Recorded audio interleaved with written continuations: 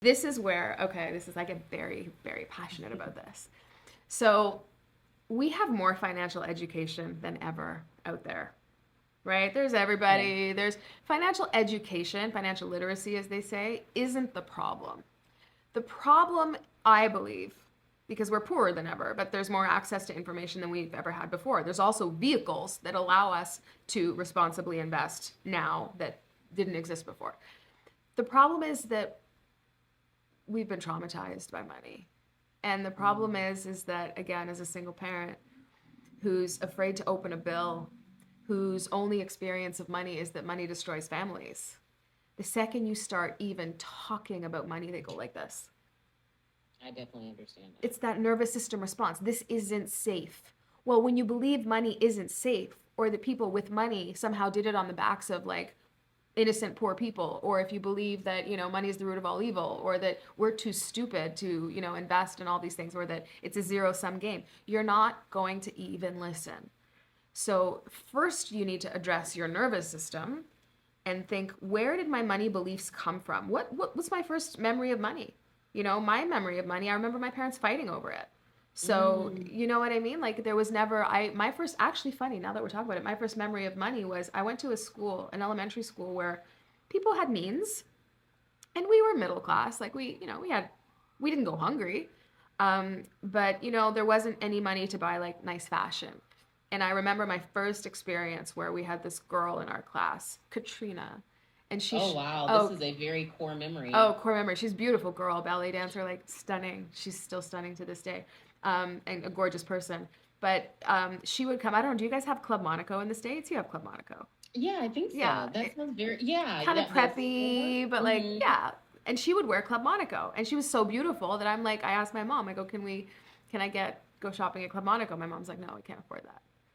And I remember that being my first experience with money, being like, I just realized that you know what I mean? I can't afford that. And it's so You funny. can't get everything you want, and it's not always just because mom is saying no. Yeah, Sometimes it can be no, we literally don't have the we means. don't have the means. Yeah. So it's so funny. And another funny money story, years later, I got a job working. Oh, my first job was working at a sperm bank, actually. And that's a whole. My life went crazy when I realized my first job was at 15 working. My uncle was a very famous reproductive biologist. Okay, I was like, Yeah, we're he gonna, the was. audience is gonna need some context I for know, that I because you know. just dropped that one on It's us. one like, yeah, sperm bank. Life goes insane. No, he was a professor at the University of Toronto, very well known reproductive biologist, invented very sort of the in vitro fertilization, ICSI. He did like he had his hand in that, and he was very very well known. So I worked at his clinic at the sperm bank. So wait, now I've lost my train of thought. What was the point I was trying to make? Oh, Your money I was story. making money. So when all of my contemporaries were working at McDonald's, making what at the time was probably $5 minimum wage, I was making 15 an hour, and it Mm. was huge money. And I remember the first paycheck I had for myself, I put it in the bank, and where did I spend it? Gianni Versace. I, Oh, you went big, I went big. big. I bought a pair of white pants with a clear stripe on the side and this beautiful black like silk top that I had for a decade. And I bought Versace, baby, with my $800 paycheck. And I bought $800 worth of a shirt and pants at the time, which would have been like maybe $5,000 today. But it's so Yeah. funny how like we swing, right? The pendulum swings, but it just goes to show like where, and for your listeners too, right? These are my stories. But I hope that by telling them, it might be like, what are your money stories?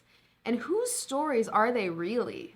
Mm. Like, are they ours, or were they put to us? Like, very common in the single mom community. Beautiful, a friend of mine, I remember sitting at the table, and she, was working at a I don't want to say minimum wage paying job, but close to minimum. And she was very, very smart and very capable. And I told her, I said, you'd make an amazing executive assistant. Why don't Hmm. you? Because she's a mom, but she's Yeah. like, let's get this done kind of mom, like figure it out until kind of mom. Perfect for executive assistants. Perfect. And Yes. in downtown Toronto, they could make up to 100 grand, Mhm. which was probably four times what she was making. So I suggested that, and she's like, "Oh no, I couldn't do it because my family would think like, oh, who am I? Mm. Like, who is she?" And my family wouldn't like me because they'd be like, "Oh, you know, you think you're better than us." Yeah. That now, where? Okay, again, you think you're better than us. How does that? How many people have been told or are afraid to shine, dim their glow, just to make the people around them feel brighter? Exactly. You Or know? like you were talking about earlier, right? Because they might not be doing it, they're triggered by Yeah. you taking that leap of faith. Yeah. And I think it goes back to like whose story is it anyways, and what our relationship is with money. Yeah.